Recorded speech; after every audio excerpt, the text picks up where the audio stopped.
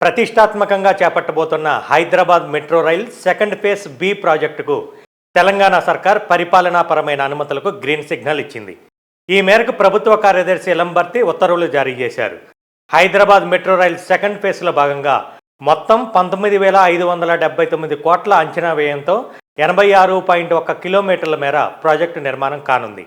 ఇందులో corridor 9లో airport నుంచి future city వరకు 39.6 కిలోమీటర్లు, కారిడార్ 10లో జేబీఎస్ నుంచి మేడ్చల్ వరకు 24.5 కిలోమీటర్లు, కారిడార్ 11లో జేబీఎస్ నుంచి సామీర్పేట వరకు 22 కిలోమీటర్ల మేర ప్రాజెక్టును చేపట్టనున్నారు. హైదరాబాద్ ఎయిర్పోర్ట్ మెట్రో లిమిటెడ్ ఆధ్వర్యంలో కేంద్ర రాష్ట్ర ప్రభుత్వాలు జాయింట్ వెంచర్గా Hyderabad metro rail second phase పనులు కొనసాగుతాయి. కాగా ఇందులో తెలంగాణ ప్రభుత్వం వాటా 30%, కేంద్ర ప్రభుత్వం వాటా 18%, జైకా, ఏడీబీ, ఎన్డీబీ నుంచి రుణం వాటా 48%, పీపీపీ కాంపోనెంట్ 4%గా ఉంది. ఈ నేపథ్యంలోనే metro rail second phase B పరిపాలన అనుమతుల ఆర్డర్ కాపీతో పాటు డిపిఆర్కు జత చేసి కేంద్ర ప్రభుత్వానికి పంపనున్నారు.